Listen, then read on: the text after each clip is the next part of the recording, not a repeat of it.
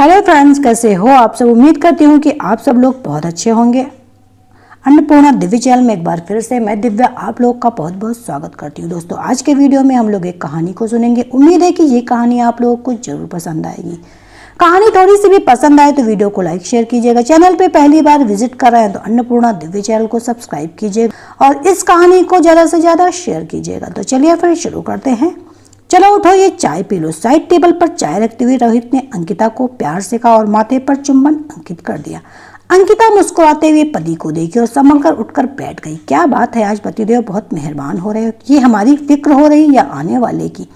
अपने उभरे उदर पर हाथ फिराते हुए बोली, देखो तुम अब ज्यादा से ज्यादा ख्याल रखा करो, आज माँ आने वाली है।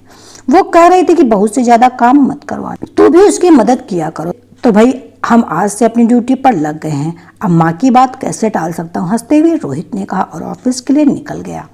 5 बजे रोहित अपनी माँ बेला जी को स्टेशन से लेकर घर पहुंचा और फिर बेला जी बहू के साथ कुछ बातें करने के बाद रात के खाने में बहू का हाथ बटाने पहुंच गई। अंकिता को सास के आ जाने से बहुत राहत हो गई थी, क्योंकि अब उससे ज्यादा देर खड़ा नहीं रहा जाता था और सब काम तो काम वाली करके जाती। पर पेट भरने के लिए जो खाना चाहिए वो किसी भी कुक के हाथों का उसे पसंद नहीं आ रहा था, इसलिए न चाहते हुए खाना खुद बना रही थी। पर अब सास आ गई तो उसकी मुश्किलें आसान होने वाली थी।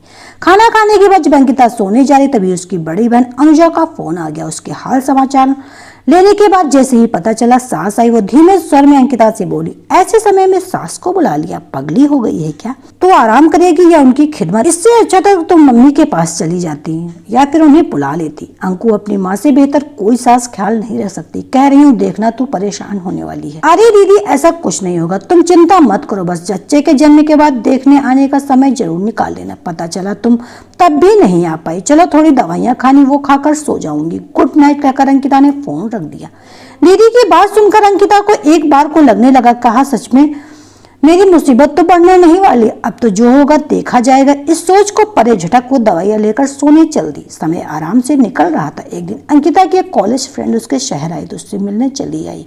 बेला जी ने अंकिता को उसकी दोस्त के साथ बैठकर बातें करने के लिए कहा और उनके लिए चाय नाश्ता लाकर रखकर अपने कमरे में जाने लगी। आप भी इधर ही बैठिए ना मम्मी जी, अंकिता ने कहा। नहीं बेटा, तुम दोनों खुलकर बातें करो, मेरे बैठने से तुम सहज रहोगी और ना ही तुम्हारी दोस्त। हंसते हुए कहकर वो हॉल से चली गई। यार कमाल है तेरी सास, हमारी सास होती तो यहीं बैठ जाती, ना ठीक से बातें कर पाते और ना ही उनकी बुराई। धीमे स्वर में अंकिता की दोस्त ने कहा, नहीं यार मेरी सास बिल्कुल अलग है, मैं भी पहले यही सोचती थी और तो और मेरी दीदी ने भी मम्मी जी के आने पर मुझे कहा था कि तू परेशान हो जाएगी उनकी खिदमत करने में। पर सच कहूं, मुझे लग रहा है कि वो इस उम्र में ज्यादा परेशान हो रही होंगी।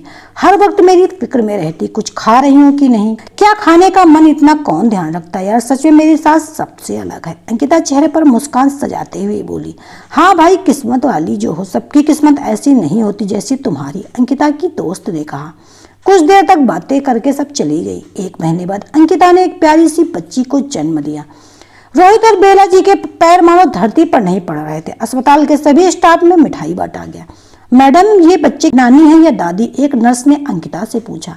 ये दादी हैं। जैसे ही अंकिता ने ये कहा, वो नर्स आश्चर्य करते हुए बोली, अभी कुछ देर पहले एक महिला ने बेटी को जन्म दिया, उसकी सास उसे बहुत कोस रही थी, ऊपर से हम पर इल्जाम लगा रही थी कि हमने बच्चा बदल दिया।